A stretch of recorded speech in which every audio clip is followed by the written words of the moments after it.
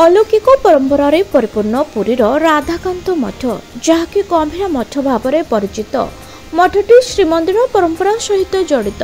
दीर्घ 500 वर्ष धरी पुरीर राधाकांत मठरे जलुछि अखंड दीप।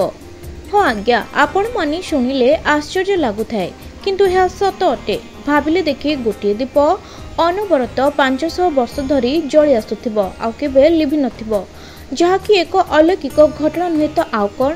तेबे किंतु यह एबे परंपरा रे देखिबाको मिले। पुरी जगन्नाथ मंदिर निकटरे एही मठरे दीर्घ 500 वर्ष धरी जली आसुछि अखंड दीप।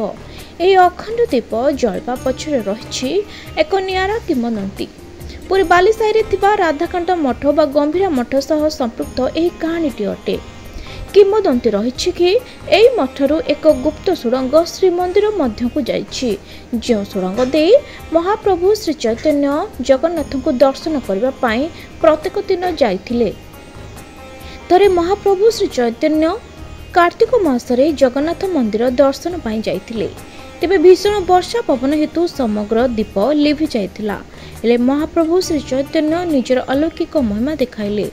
शून्यरो एक दीप आनी लगाइथिले। सेबेठारु मंदिर रे उत्तर पूर्व पार्श्व अनवर्त जल थाए ए अखंड दीप। सेबेठारु राधाकांत मठरे मध्य ए अखंड दीप जल थाए। एहा सह मठरे अहर नाम संकीर्तन होइथाए। मठर बाबाजी माने से दीप को सबु बेले जगी रहिथांती।